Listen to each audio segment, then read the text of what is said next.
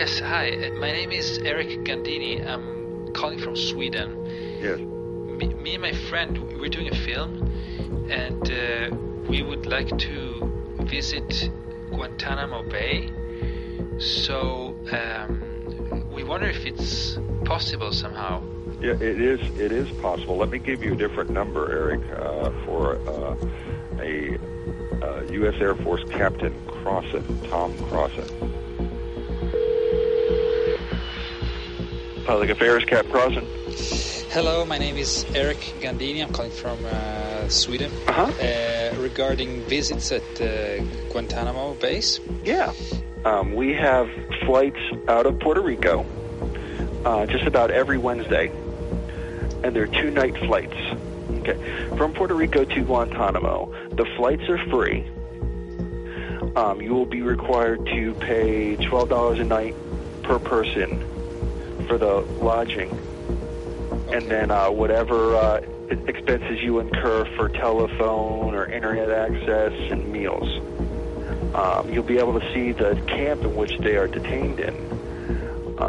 You'll see it from somewhat of a distance, and you'll be able to photograph it. All right, this is very good information. Yeah. I thank you very much. I appreciate the call, and if you have any more problems or questions, give me a call. Okay, thank you. Bye-bye. Take care.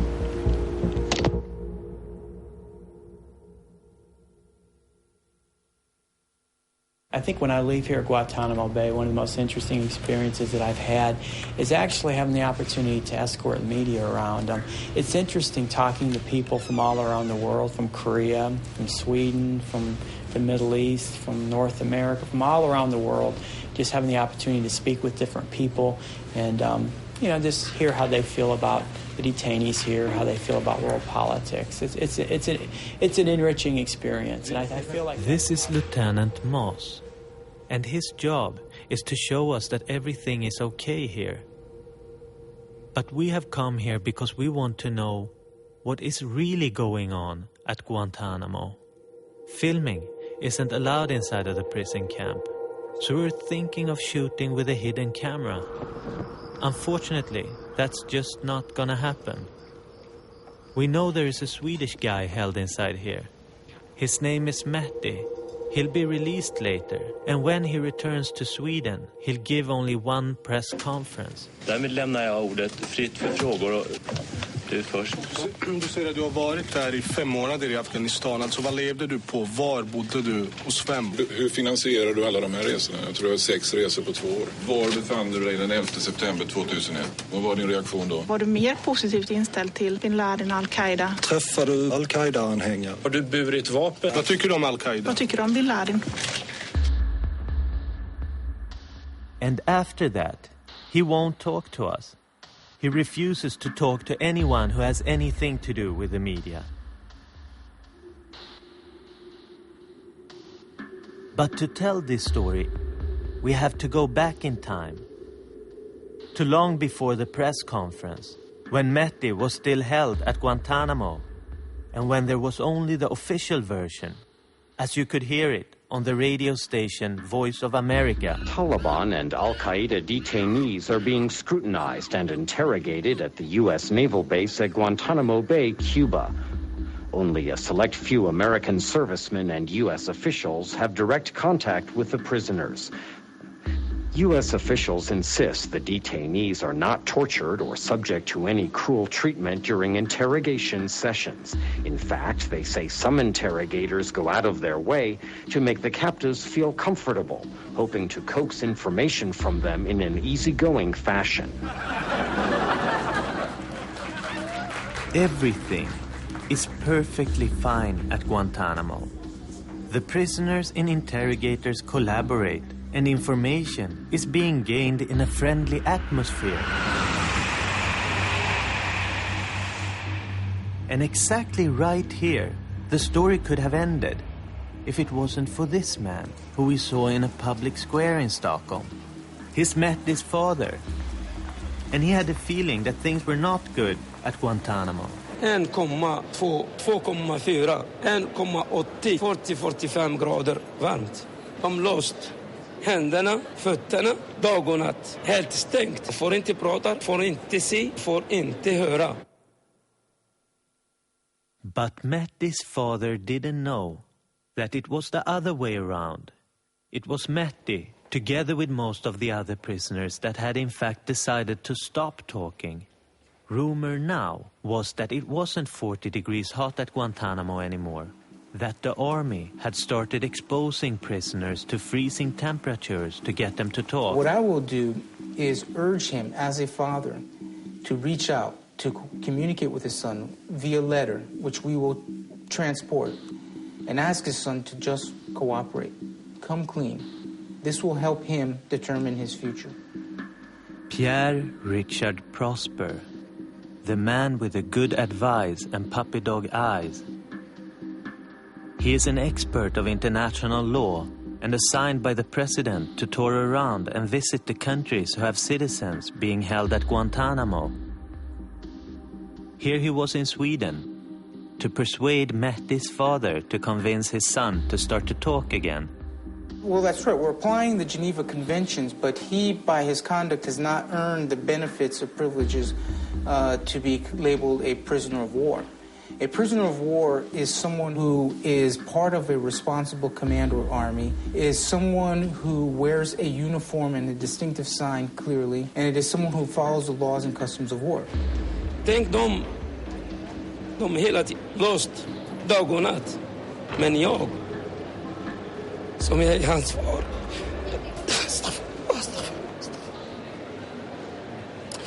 Astaghfirullah, la ilaha illallah, la ilaha illallah.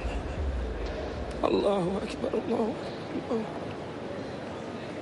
We feel that by virtue of other information that we have, that he's a threat to our security. So we're holding on to him until we determine that he's not a threat to our security, or that we take other measures if we do determine that that's the case. He has the keys, basically, to his own prospects. By cooperating. Yes. He has simply not answered anything. He doesn't talk to the people. He's not accused of a crime. If he were accused of a crime, and if he is later accused of a crime, he will be tried in a court, and he will have a lawyer and all of the usual due process. We're a government that believes in the laws. We're a founder of the United Nations. We have a strong constitution. We have a great Supreme Court that has the ability to order even the president or the military to conform to good legal practice. But remember, he isn't accused of a crime. Jag tycker att min son, han är ju en snäll kille.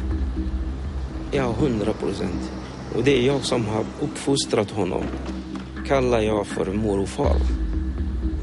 Jag har ingen fel på honom. 100%. Det är ingen fel på min grabb.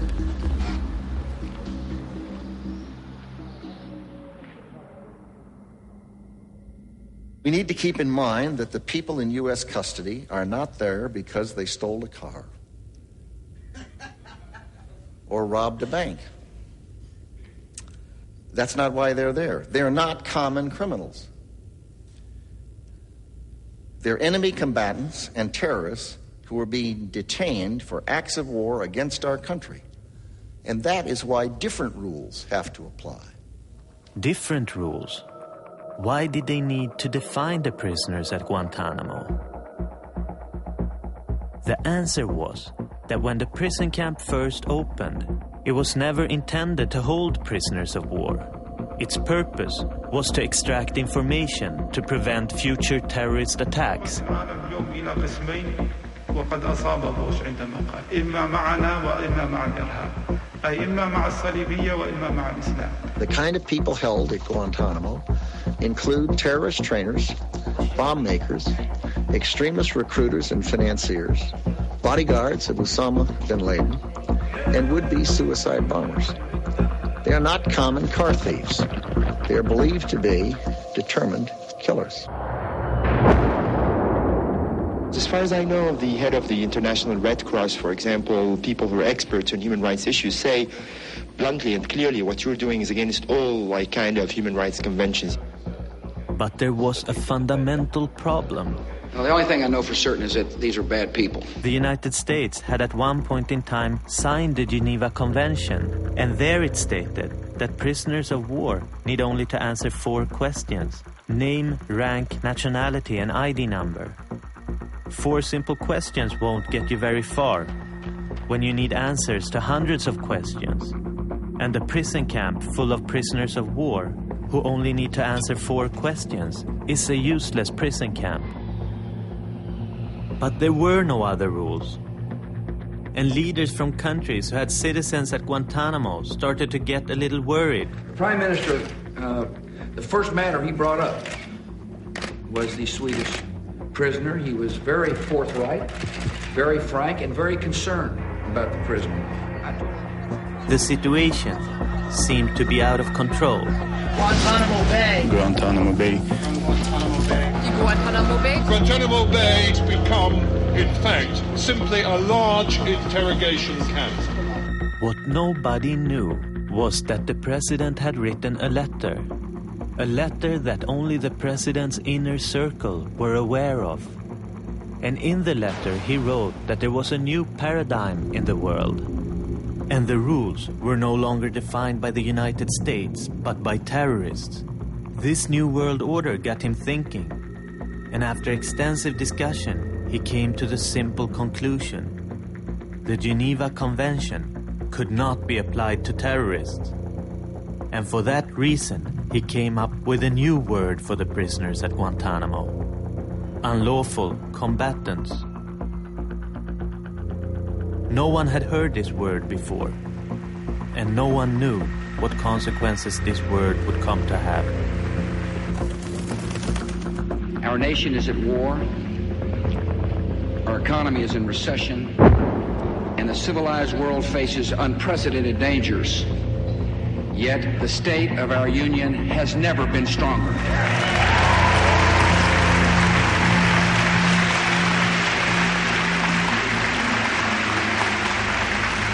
The American flag flies again over our embassy in Kabul. Terrorists who once occupied Afghanistan now occupy cells at Guantanamo Bay.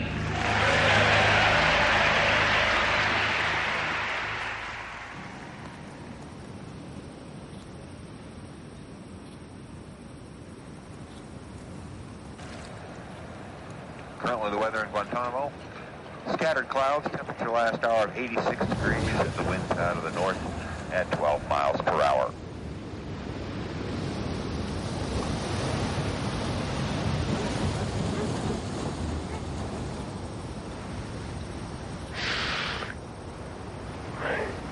My name is Lieutenant Moss. I'll be one of your escorts during your stay here. Petty Officer First Class Sherwood is another one of your escorts. The wildlife here is very unique. You'll see iguanas, and you'll see hutillas. Hutillas are also known as banana rats. With the iguanas, please don't feed them. They may come up to you because people do feed them. They can be very friendly, and at times their friendliness could turn into a bite. So, you can observe them, but please no feeding the iguanas, and be careful when you're around them. I'm sure you'll probably want to get some footage of one. We also do have boas here. You probably won't see one, but you never know. So that's pretty much our wildlife here.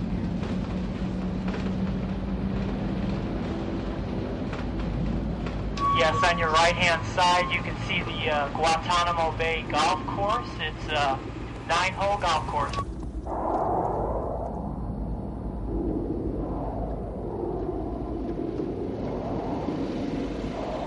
We're at Guantanamo, or Gitmo as the army nicknamed it. We still haven't met Mehdi. He's still being held in here. Most of the time, we spend on this bus touring all the recreational activities available to the soldiers stationed here. On your right-hand side, you're going to see the baseball and football fields that we have available for the MWR activities. That's morale and welfare, recreation. When the operation first started out here, it was something that was new. And just like with everything, you want to constantly improve it. And the U.S. military puts a lot of emphasis on pride in trying to improve the living standards for its troops to keep morale high. We're talking about opening up a Kentucky Fried Chicken or a Pizza Hut on base. And we have a McDonald's here now. We have a Subway here. So slowly we're improving the condition of the soldiers. And this is just part of it right here. But we haven't come here to take part in the soldiers' delight over the variety of fast food. We want to know what's really going on in here. Here we are outside of the gates to Camp Delta, where the prisoners are kept. The white guy is Sergeant Barry Johnson, the man behind the scenes who have the authorities over our guides. The black man is Colonel Adolph McQueen, the man responsible for camp security. Can you tell us how much, as much as you can tell us, about how the detainees are living, how they're doing? We are American soldiers, and being American soldiers, we come with a way of life, a democracy that provides the rights to people to be treated humanely, fair, firm, consistent. How do you do that? Because I'm a military professional. And as a military professional, I've been given a mission. And that mission says that I will safely secure the detainees within Camp Delta and that I will provide a humane treatment. Because I just want to... Yeah, I know. Last question. Last question, okay. The family, for example, the family of the Swedish detainee, you know, they don't know why he's here. They thought that he went to study. They have no information. They haven't been able to see him for a year. What would you tell them if you met them? What would you say to them? I would tell them from the detention standpoint, each and every detainee here is being treated humanely. We allow them to write 2 letters and 4 postcards a month here. They're getting 3 meals a day. We allow them to practice their religion in the confinement that they're in. And that if they have any types of medical issues or concerns, those are addressed appropriately, and the treatment here is always fair, firm, and consistent. När kan du komma här? Kanske ungefär mer än en vecka i alla fall. Om en vecka? Kanske någon tid. We're still trying to convince Mehdi to take this opportunity to tell us what happened. But something always seemed to come up, making it difficult for us to meet. But now he's promised to help us to get in touch with other prisoners released from Guantanamo. This is Jamal from Manchester, who was with Mehdi in Guantanamo. And there is Mehdi, who still has not decided if he wants to talk. How did you meet each other? You know, I don't even remember the first meeting. I just remember us speaking. I know, because what they would do, the Americans would put you next to each different people to see if you know that person from before, or if that person speaks English. They'd put you next to that person to see, you know, is there any connection with these guys from, you know, maybe they might have known each other from before. Do you think that was part of a method to... Oh, yeah, because people were constantly moved around. What got to you personally? Was it the cold treatment? Or I wouldn't say. The medicine or what? I won't answer that, because I wouldn't like to let them know. So I'll refuse to answer that one and skip it. But because for me, the most crucial thing here is to be locked without knowing when you are released. Maybe. It seems to be a lot harder to talk about what happened to them in Guantanamo. Yeah. Especially for Mehdi. Maybe because he's devoted 2 years to keeping silent.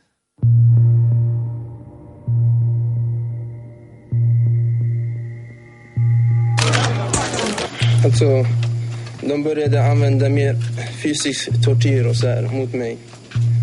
Och jag hade samarbete med amerikanerna och pratade med dem allt vad de frågade och ville ha svar på. Ungefär ett halvt år. Men sedan blev det för mycket så jag slutade prata med dem helt enkelt ungefär i 2 år. Och de började använda de här metoderna som ni har hört. Att Jag har blivit i förhörsrummen, får vara där ungefär 14 timmar. Och de hade satt på aircondition ungefär 13 minusgrader.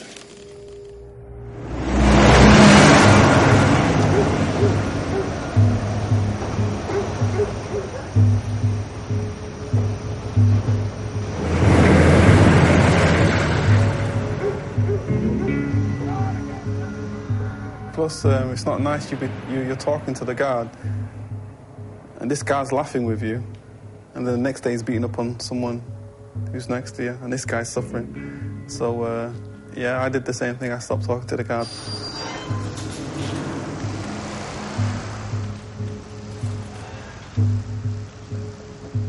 My name is Sergeant Andrew Flynn. I am in the 438th Military Police Company, and I'm from Murray, Kentucky.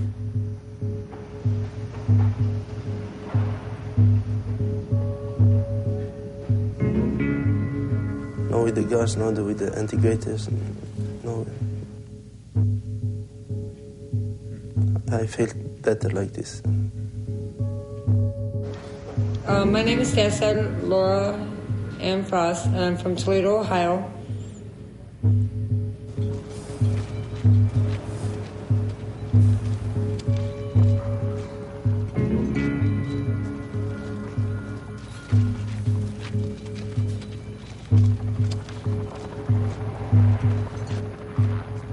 My name is Specialist Marco. I'm from Connecticut.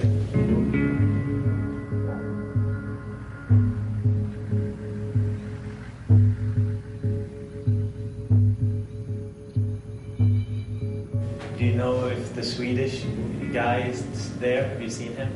I personally... Actually, I can tell you that we don't comment on specific detainees or specific nationalities. So that question to him, he wouldn't be able to answer for you.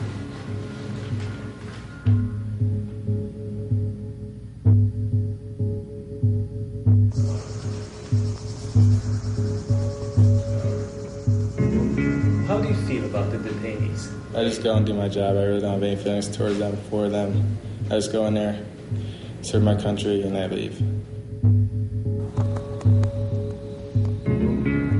The soldiers at Guantanamo don't talk, and neither do the prisoners. Maybe it has something to do with this man. His name is General Miller, and he's the commanding officer at Guantanamo. He's agreed to give us a short interview because he's in an unusually good mood. JTF Guantanamo's mission is to detain enemy combatants and then to gain intelligence from them to be able to win the global war on terrorism. And so we are detaining these enemy combatants in a humane manner that is appropriate to that, and in accordance as much as we can with the Geneva Convention. We work very hard to ensure that the detainees are maintained and detained in this manner. But what's wrong with the Geneva Convention? Why can't that be applied? The detainees who are here that are being held by JTF Guantanamo are enemy combatants, and by the decision of the government, are provided only portions of that coverage by the Geneva Convention. But we are maintaining them and detaining them in a humane manner, as much accordance with the Geneva Convention as possible. When we're doing this interview with Miller, we're not aware of how important he is to this story. Because no other single person has had as much influence over how the prisoners at Guantanamo are treated. But what we do know when we're standing here is that Miller hasn't always been in charge of the base. Before we left, we found a short article about General Rick Backus, who was in command before Miller.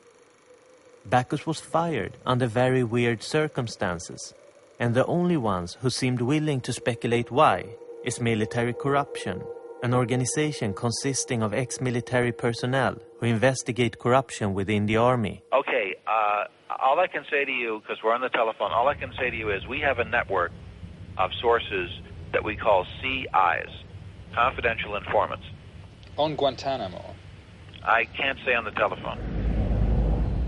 Backus, he's a one-star general, brigadier general. He ran into trouble with a two-star general who is in charge of the interrogations. I think his mistake, he complained about policy dealing with those prisoners. He would come and sit down in front of the cage and actually speak to the detainees that were there in the cages. And the soldiers, I don't think that the American soldiers were too pleased to see their big general come down and sit down on the ground in front. They say that Backus got fired because he was too nice to the prisoners. And they also say that he was opposed to a secret list of unconventional interrogation methods. Now, word filtering out of this camp is that some of the interrogations may, I don't have proof, be violations of human rights or what. We're not sure. Were you here when General Backus was here? No, we came just after he had left. Do you know why he left? I have no idea. No idea. Okay. Have you heard anything about why? Nothing that I would want to repeat because I don't know that it's true. Okay. And as far as the history of General Backus, and all we know as far as everyone here is on a tour of 6 months, and he finished his 6-month tour and he went home. If there's anything else that you folks may have heard or may be looking for, you can ask both him personally, and you can ask probably maybe his command. We call up Backus' old press secretary at Southern Command. I don't know how to get in touch with him. He's no longer in the military. He's retired. Oh, really? Yeah, he has. He retired earlier this month. So, to be honest with you, I have no way of getting in touch with him either. But Backus has not retired. He has been reassigned to a desk job. I can give you his phone number. Okay. It's area code 401-253-8000. This is Rick Backus. Hi, my name is Eric Gandini. I'm a filmmaker. And I would really like to ask you a few questions about Guantanamo, about what happened there. Well, as you know, that I'm not assigned there anymore. And any public affairs inquiries, I'm referring to the Southern Command Public Affairs officer. Huss, you don't talk about Guantanamo? At this point in time, I'm not, no. Not off the record or... No. Okay. Thank you for calling.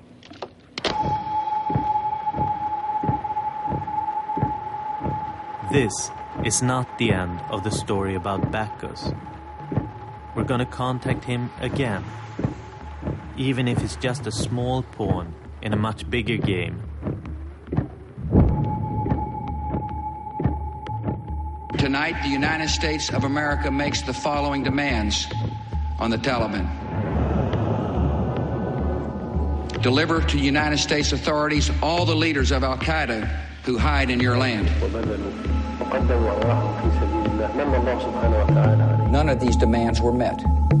And now, the Taliban will pay a price.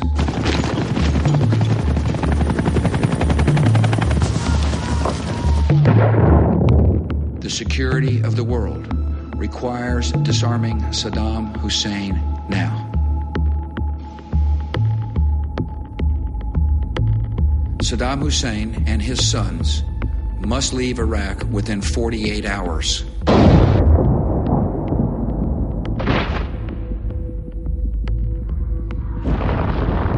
the vast majority of Iraqi citizens, this event brings further assurance that the torture chambers and the secret police are gone forever.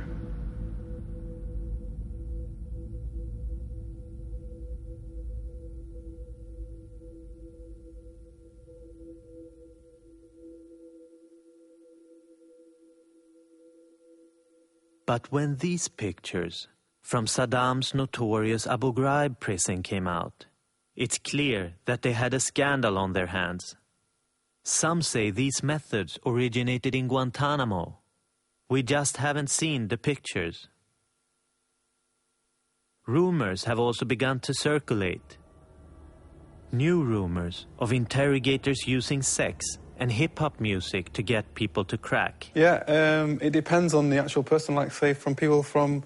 Say from me, for example, they wouldn't pay me rap because they wouldn't be doing no. Because obviously that's what I grew up on, so it's no big deal. But let's say to some of the brothers from Saudi or from Yemen who don't listen to any of that at all, it'd be more effective against these type of people. They were playing, I remember Fleetwood Mac, Matchbox 20, Chris Christopherson.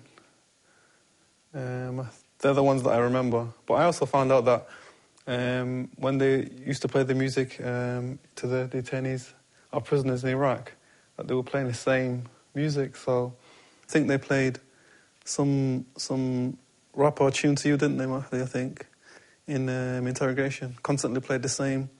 Did they play rap to you? Yeah. Same cut again and again. Same song all the time and all the time. I think vilken det var. Kommer inte ihåg vad den heter. Men de spelar så rap hela tiden. Ja, hela tiden. Sån musik.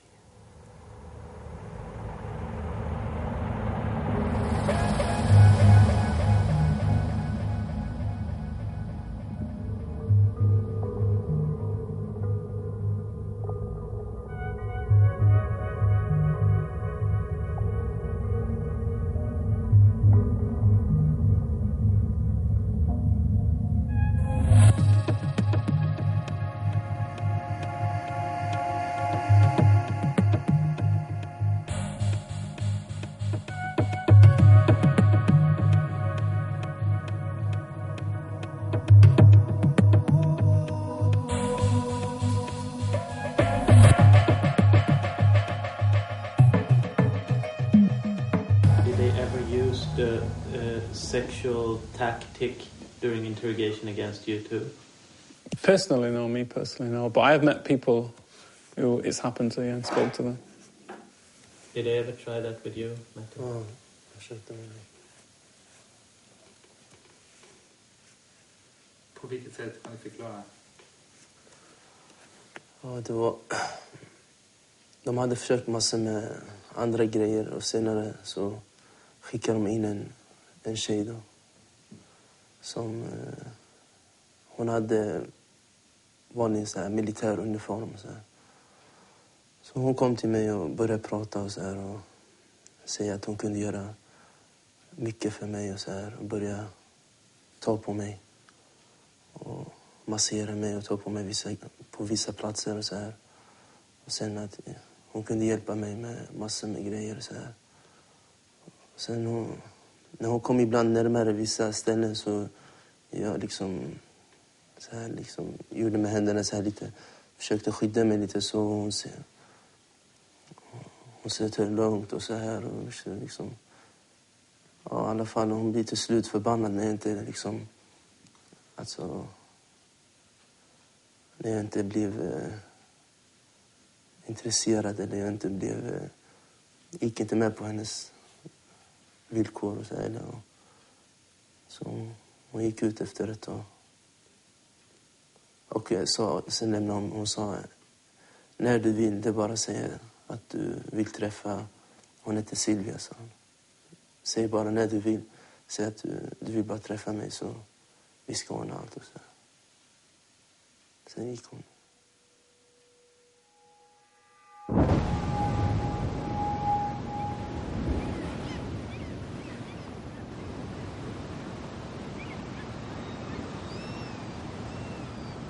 Maybe that sounds like a prisoner's wet dream. To have a woman in uniform come in and give him a massage. But we are sure that the methods aren't used for the prisoner's comfort and convenience. What kind of bizarre interrogation methods are being used at Guantanamo? And what happens to the prisoners that are still being held there? And are these methods really sanctioned from above?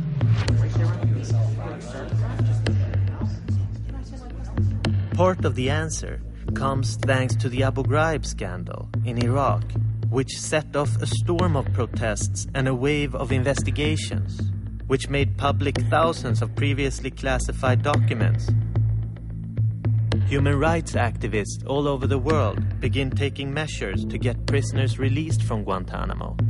Even in the Schlesinger report, you get a piece of paper like this, which is called Evolution of Interrogation Techniques, Guantanamo. These are techniques actually approved by our Secretary of Defense, Donald Rumsfeld. And if you read them, you get sickened by them. Among all the documents, we find a story. A story that has its beginning in the fall of 2002. They have a problem at Guantanamo. The prisoners have stopped talking, and the old methods don't seem to be effective anymore. Now, they want to interrogate for 20-hour sessions, remove prisoners' clothes, let them stand naked in uncomfortable positions, make them wear hoods. They also want permission under medical supervision to lower the temperatures in interrogation rooms and take advantage of prisoners' phobias in order to get them to talk. For example, a prisoner's fear of dogs. So here you have our Secretary of Defense authorizing the use of dogs. And of course, the word phobias is particularly interesting because that has to do with the religious fact for Muslims that dogs are unclean. What later happens in the interrogation room, when the new methods are implemented, only the prisoners know, and their interrogators. The problem is the interrogators at Guantanamo don't give interviews, with one exception, Tori Nelson. He's featured as a witness in an investigation about the photos. Apparently, he also worked at Guantanamo when the request for tougher methods were sent. He agrees to meet with us and explain the methods used there. 18 to 19, change of scenery up and change of scenery down. This is where you take the person out of the environment that they're used to. And if you put them in a change of scenery up, maybe you put them in a nicer area. Change of scenery down, meaning that you're going to put them into an isolation chamber, cold conditions, raw sewage smell, or something like that, where just the conditions are much worse. Face slap, stomach slap, if you can hit them enough so that it shocks them, especially if it gets a loud slap, but you don't actually break any bones, cut them, bruise them, then that's an effective technique, is the way that they would usually refer to it as. The hooding is actually placed over their head, and the interrogator shouts their questions at them through the hood. A prolonged standing makes someone lean against a wall in an uncomfortable position. If they were to do it for 5 seconds, it wouldn't be too much of a bother. After 5-10 minutes, it really starts to wear down their physical resistance. Environmental manipulation, if they come from warmer climates, putting them into a cold room, almost like a freezer for us. False flag, when interrogators will come in and pretend to be from another country where the person could face the threat of physical torture, abuse, long-term incarceration, those sorts of things. Increased anxiety by use of aversions, if they had phobias of heights or of certain animals, you might introduce that to make them uncomfortable. All of these are, in my humble opinion, completely ineffective and detrimental to the overall mission, which is to gain actionable intelligence, to gain willing cooperation. You could use these techniques if you got 10 people to maybe give you a little bit of information using these techniques. I guarantee you I could get one person to give more information if I was to convince that one person that we're the good guys and that we're their friends.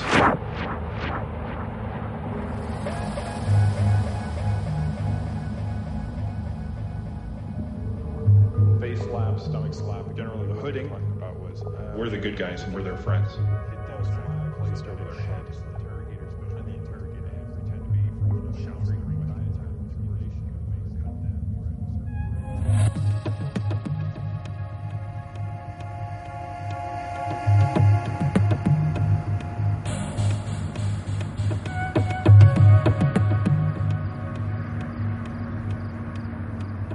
throughout the time that I was there was pressure from above for results. They weren't worried about, are you abiding by Geneva Conventions and such. That wasn't on the daily requests from higher command. The requests that were coming down the pipeline were, how many reports have you written on what subjects? What information have you gotten? What cooperation have you gotten? Which sources have become key sources? That's what they were worried about, results. Because their mentality was, well, the longer that we've got them in detention, the more people we're going to get to break, right? It's just a matter of time to get these guys to break, right? So you should be getting more results, not fewer results, the longer that you hold them.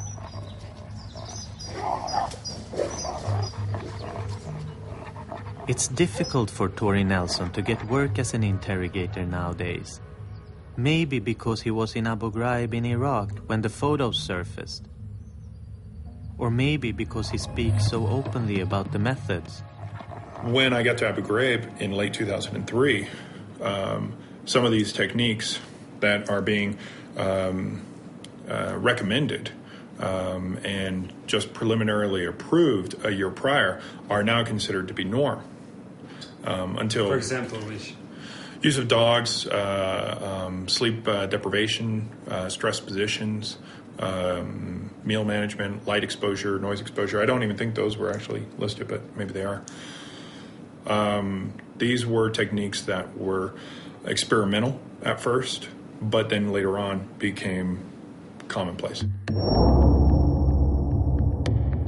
Has Guantanamo become a testing ground for interrogation techniques, which are then exported to other places?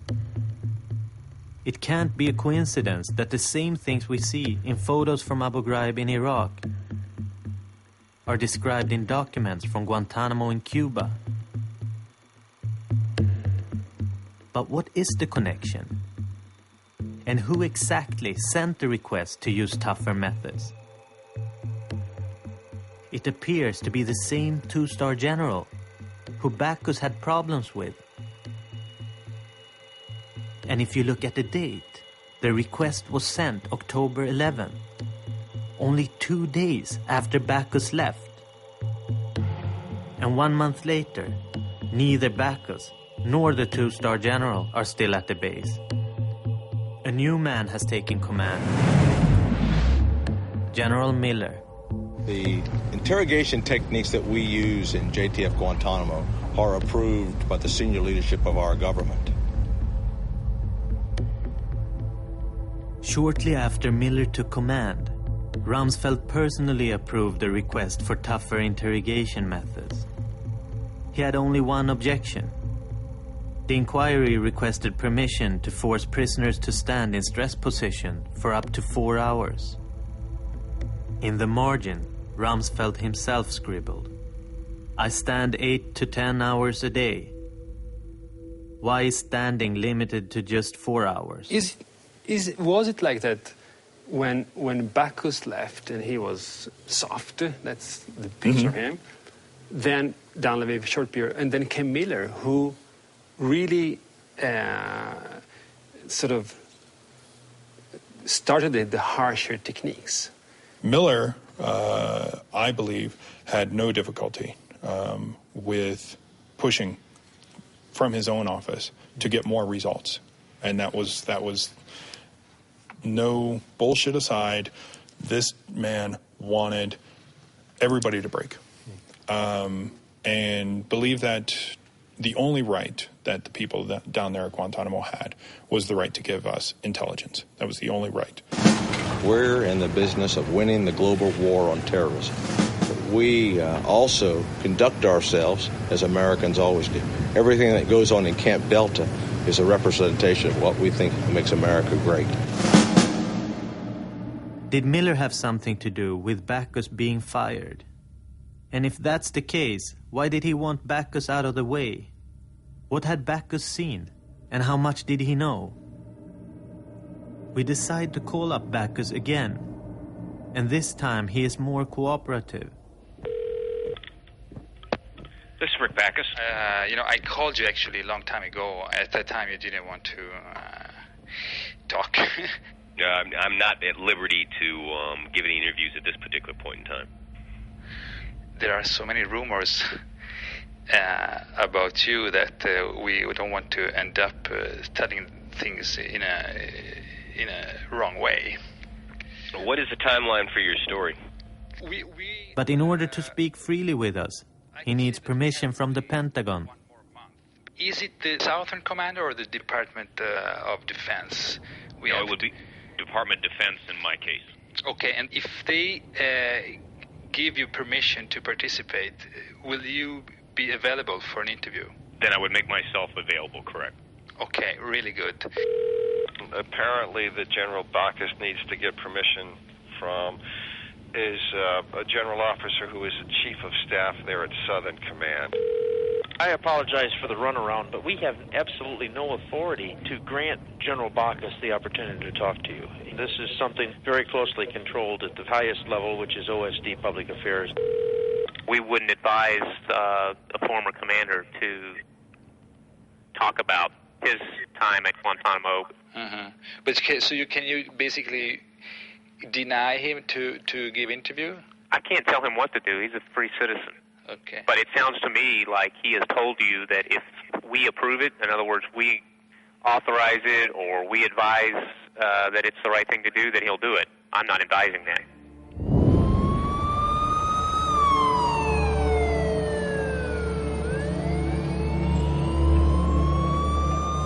Why does the Pentagon want to silence Bacchus? Who fired him and why?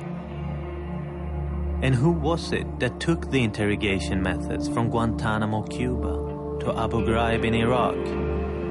Maybe the answer can be found somewhere else. After the scandal in Abu Ghraib, when the photos came out, command of the prison camp was taken over by none other than General Miller. Miller was sent to Abu Ghraib to clean up the mess after the scandal and make sure that no abuse against prisoners would ever happen again. But the person Miller replaces is General Janice Karpinski. Many consider her to be the most responsible for what went on in the prison in Iraq, since she was the commanding officer at the time, and it was her soldiers posing in the pictures.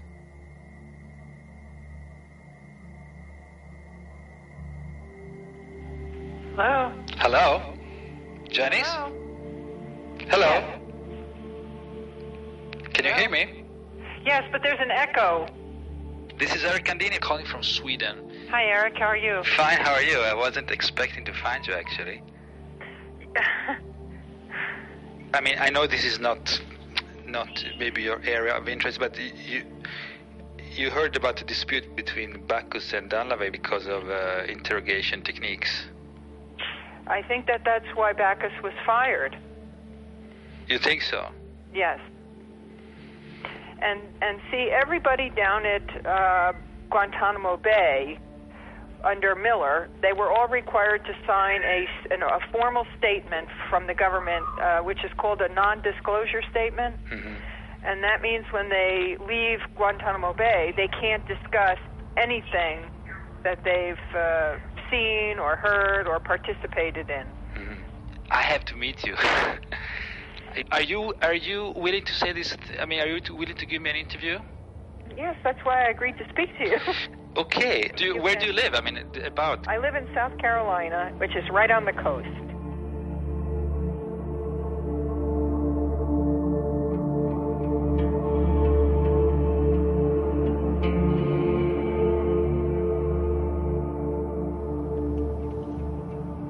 Rumor has it that Karpinski is now in an open conflict with the army, after being demoted and relieved of her title as a general. Not for the abuses in the prison, she's been found not guilty of those, but because 3 years ago she was said to have shoplifted a perfume bottle. She's even said to hate General Miller, and that she accuses him of the abuses in Abu Ghraib.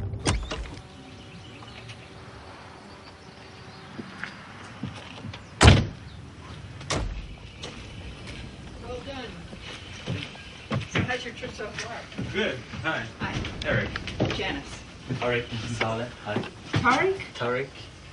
That's not a Swedish name, No, is it? I'm half Egyptian, half Swedish. Very nice. Who's the cameraman? This is Lucas Eisenhower. Hi, Lucas. He's actually American. He's half American. Like I'm half Italian, he's half Egyptian. So I have the United Nations here. Yeah, it's the melting pot. All right. Come out of the cave. You want to come out? Come on. Come on. You want to come out? Okay, Casey, come on. Janice lives alone with a parrot who seems to be her only friend right now. Like Bacchus, she was chief over the military police. And like him, she also came in conflict with the interrogation leaders. And just like Bacchus, she was replaced by General Miller. Could she know something about how interrogation methods developed at Guantanamo could show up in photos from Abu Ghraib in Iraq? It's not a coincidence. If the request for more aggressive techniques, if the memorandum was forwarded after Bacchus left, then part of the reason he left was because he would have blown the whistle on them. Here's a guy who is trained as a military police officer, knows Geneva Conventions, knows crossing the line, knows the limitations, and is forced to command military police detention operations in Guantanamo Bay that he discovers, or maybe in the process of his assignment there, they determine that Geneva Conventions no longer apply down there. Have you met him? Have you met Bacchus? No, I have not. And it's almost eerie how silent he's been, because he was one of the first people I thought about. You know, I'm going to call Bacchus and ask him, what the heck happened down in Guantanamo Bay that made you leave? But he didn't just leave. They said that he got fired, that Miller fired him. Wait. I mean, suppose that Miller fired first Bacchus and then he fired you. Why do you talk? Because I didn't sign a non-disclosure statement, number one. And number two, I know the truth. I don't know all of it, obviously, but I know the truth. And I know I didn't know what was going on in cell block 1A and B, and I know that they didn't let me know because they knew I would have screamed about it. And I know that the MPs that were there were directed to do what they did. Now, someone senior to them made them to believe that it was okay. Somebody who claimed to be an interrogator from up there, he said, ma'am, the real purpose of those pictures was to make the interrogations easier. The plan was to show him a photograph and say, you recognize Joe here at the bottom of the pile? He's your friend, right? Start talking, or tomorrow you'll be with him. That kind of technique. We all agree that we don't feel like we were doing things that we weren't supposed to because we were told to do them. We think everything was justified because we were instructed to do this and to do that. Any apologies? Sir, I was a soldier, and if I did wrong, here I am. Any regrets? No, ma'am. Talked to the Secretary of Defense about this morning, by the way. I said, find the truth, and then tell the Iraqi people and the world the truth. We have nothing to hide. We believe in transparency because we're a free society. That's what free societies do. The actions of the soldiers in those photographs are totally unacceptable and un-American. As the senior official responsible for this department, I intend to take any and all actions as may be needed to find out what happened and to see that appropriate steps are taken. The investigation went quickly, and the only ones prosecuted were the 7 soldiers pictured in the photos. And then Miller was sent in to clean up after the scandal. Yes, I would like to personally apologize to the people of Iraq for the actions of the small number of leaders and soldiers who violated our policy and may have committed criminal acts. We are investigating those acts as rapidly as possible and will bring those responsible to the bar of justice. But according to Karpinski, General Miller had already been in Abu Ghraib earlier, before the pictures of abuse came out. He came from Guantanamo on a secret mission. General Miller never mentioned it, but we found out later that he actually came on the same plane as Secretary of Defense Rumsfeld. He did this in brief with all of the interrogators and the commander of the Military Intelligence Brigade and General Fast and the people from her staff that were involved in interrogations. And he started out by saying that he was there to assess their operations and to help them to achieve more actionable intelligence. He said, I think you treat the prisoners too well. You're too gentle with them. He said, you really need to treat them like dogs, because if you treat them any better than that, you've effectively lost control of the interrogation. I said, the MPs are not trained to enhance your interrogations. They don't have those skills. They haven't been doing those things. The interrogators are handling in the interrogations exclusively. And he said, I'm going to give them all. I mean, he was waving his hands like this at me, like, this is not your concern. Don't be concerned about this at all. He said, I'm leaving training material. They're going to get all the training and instructions they need. I'm leaving CDs and printed instructions. You don't have to worry about this. And before that meeting was over, he said, with the lessons that they learned and their techniques from Guantanamo Bay and in other locations, he was going to Gitmoize Abu Ghraib.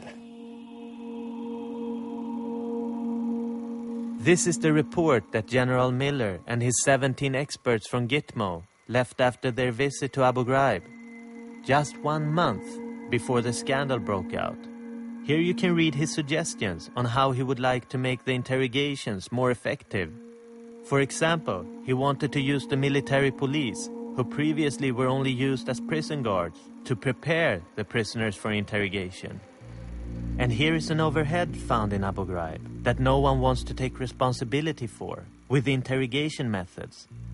The same methods developed at Guantanamo.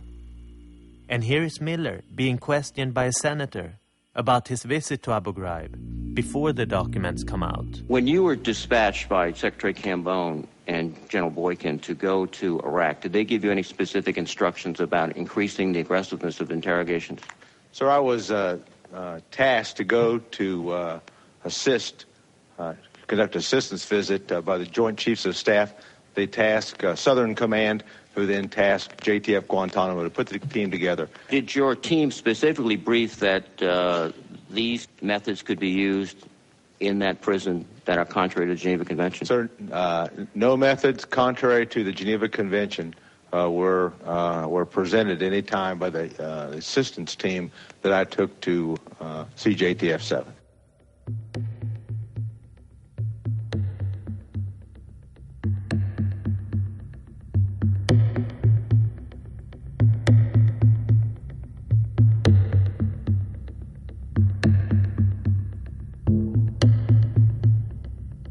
Everything started to change in interrogations at Abu Ghraib after Miller visited. And he has said, and his defense mechanism is, I was only there to assist.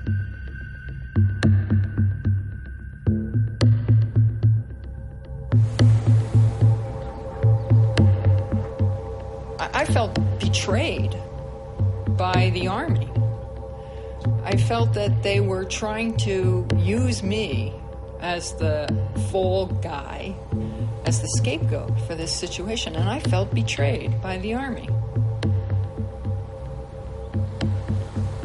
Those soldiers knew what they were doing. They were following instructions. They were made to believe that those instructions were valid.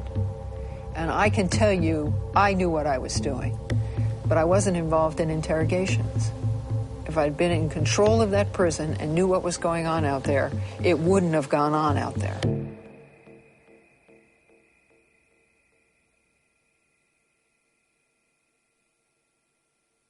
Even though Karpinski and Bacchus lost control, they both kept quiet as the new methods were introduced. Maybe there are no real heroes in this story. Only people with more or less control. And some people who seems to be outside of any control or regulation. When we read the documents, we discover a strange little detail.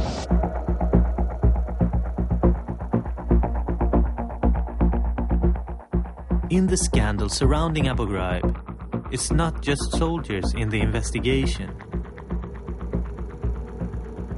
There were also civilians involved in the abuse against prisoners, so-called contractors that for some reason never were brought to trial. But the question is, what exactly is a contractor?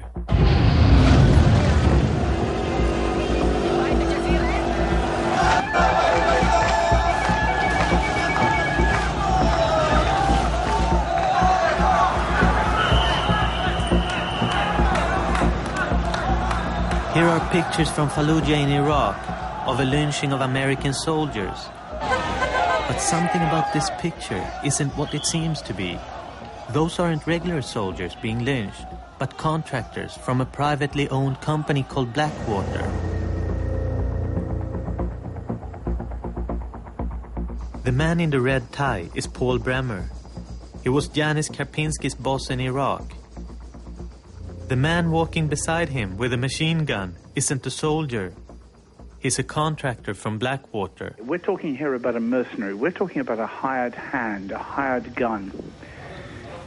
And when you have in Iraq a man with a gun who is hired to use that weapon, you're talking about a soldier without laws and without orders. There are no rules or regulations governing the use of these people. We wanted to get in touch with someone at Blackwater who can explain to us what exactly a contractor does. Thank you for calling Blackwater. This is Diana. How may I help you? I was trying to reach Mr. Bartali with no success, and I wonder if there's someone else I can talk to regarding press issues. Unfortunately, he is the only person. I think he's just been so busy. We've had many calls for him. Did you leave him a voice message? We've called Blackwater so many times that we lost count, but they don't seem to want to talk to us.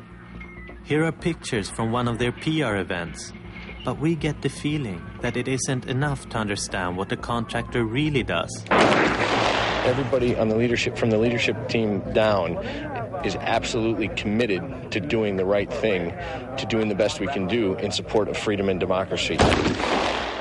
But it appears that the coalition doesn't just use Blackwater. The fact is, there are over 20,000 private contractors in Iraq. They constitute the second largest force after the American army. And hundreds of firms around the world hire out private contractors. Hello, you speak English? Hello? No. Okay, Mr. Pavel Constantinescu? Hello? One such firm is the Romanian security company Bidepa. We're in Bucharest, where Bidepa will show us what their services include. Hi guys. Hello, Alex. Hi, Eric.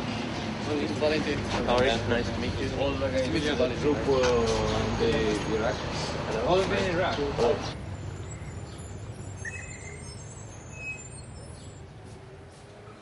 We work like a private company in all other countries, in the West. What made you decide to go into the private? In the private system have more mobility.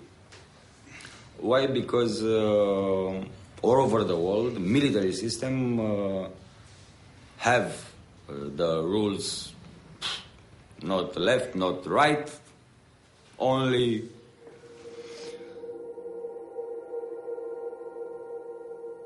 They have just returned from an assignment in Iraq. They worked there for the coalition forces.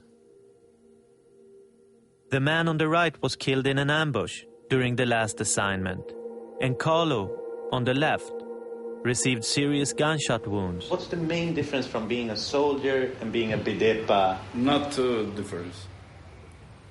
No? No difference? It's the same mentality. Everybody's same. And everybody, we have the guns, everybody's military. So what we've got is a situation where we have thousands of armed Westerners in Iraq using their weapons without any rules of engagement, without any law behind them. There is no law for them. But do you have, rules of engagement? Like the Americans the rules of engagement, like what to do and... The rules is not in the paper, it's in the heart.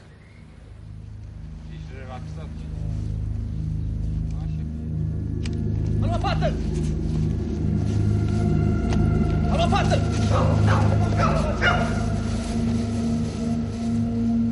40 mercenaries were killed in 1 week. Not a single story appeared in the paper. The coalition needs these people because they want to reduce their casualties. In a sense, we're using freelance mercenaries as sandbags to protect not only our soldiers, but the casualty figures of our soldiers as well. At Guantanamo, do you think there were contractors there too? Contractors just started to be used right towards the end of my tour in Guantanamo, and there was only 1 or 2 that I saw when I left.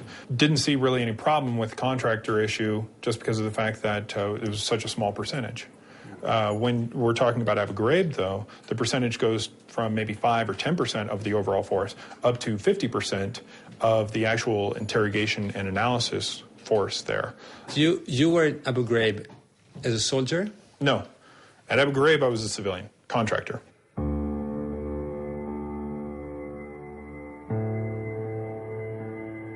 We realize how hard it is to understand this new world order. Contractors, detainees, unlawful combatants. New categories of people that didn't exist before.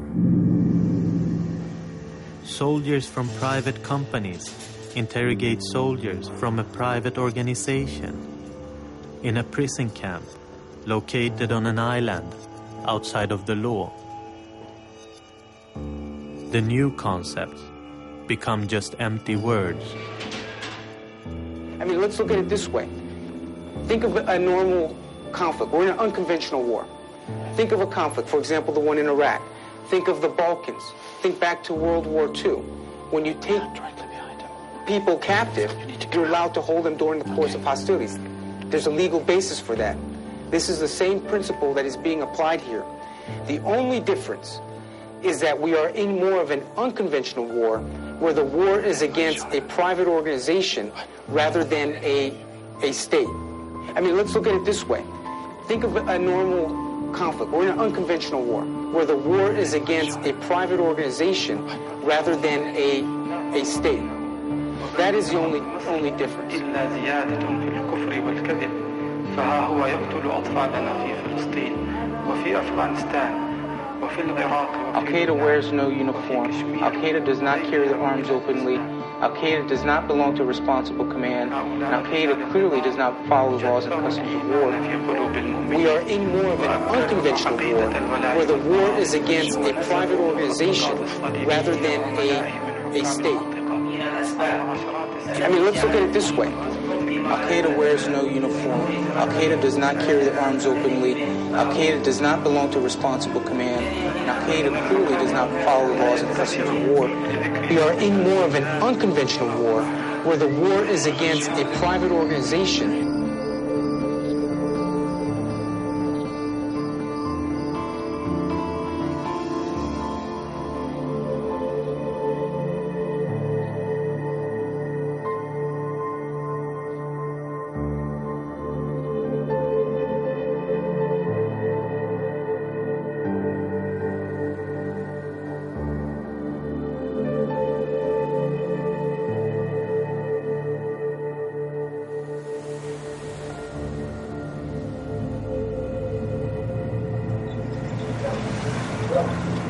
Each and every detainee here is being treated humanely. We always treat them humanely. Treated humanely, treated humanely. In a humane manner. Humane living conditions. We treat the detainees humanely. And in the best spirit. In the spirit of the Geneva Convention. In the spirit of the Geneva Convention. In accordance with. As much accordance with the Geneva Convention as possible.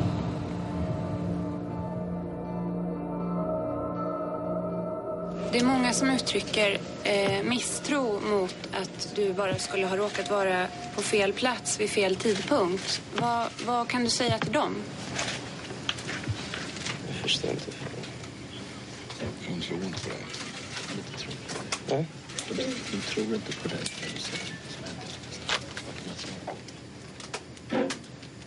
Vad vill du säga till de som inte tror på dig och din historia?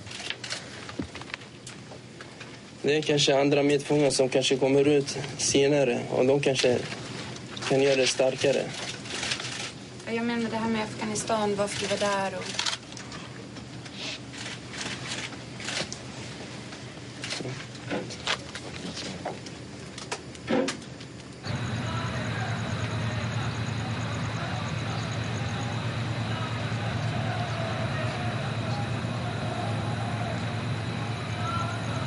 Okay, basically, in this area over here, we have Camp 4. Camp 4 opened in March, beginning of March, and the Camp 4 is for detainees who are cooperating and detainees that are getting closer to be released. Sorry, one second.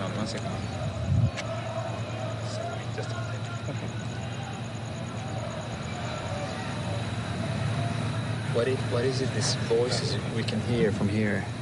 Okay, the voices that you hear are the voices of detainees in the camp. And one reason why you can hear them so well is because in the nighttime it's very quiet out here. There are not as many vehicles moving. So because it's so quiet in this area, you can hear the voices of the detainees. What do they say? Their units are 8 by 8 with... No, sorry, what do they say? I mean, what do they say? They have the opportunity to speak to one another. So so I would imagine that they're talking to one another. Some of them may be praying. Some of them are just talking. They may be talking to someone further down, yelling towards them. So just normal conversation. And sometimes you do hear prayer, the call to prayer, or just chattering or prayer time.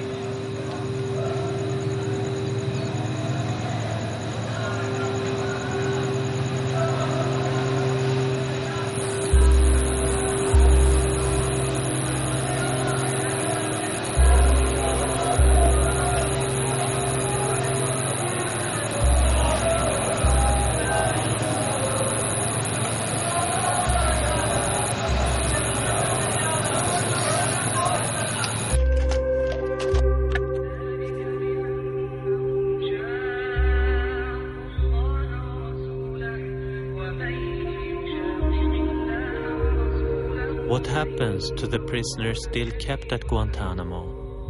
And what happens to those who are released? Mehdi was detained for 2 years without ever being prosecuted.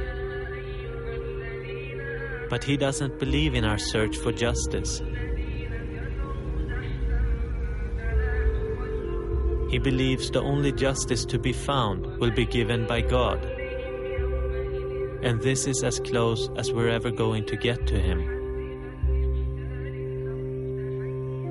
There have been nearly 400 separate media visits to Guantanamo Bay by more than 1,000 journalists. Additionally, some 180 congressional representatives have visited the facility. Arguably, no detention facility in the history of warfare has been more transparent or received more scrutiny than Guantanamo. Last year, the department declassified... We've been at Guantanamo, and we still don't know what really happens inside there. But maybe that's not the most important thing, because what we do know is enough. We know that there are still prisoners held inside there who have lost their right to remain silent, and who don't even know if they are ever going to get out.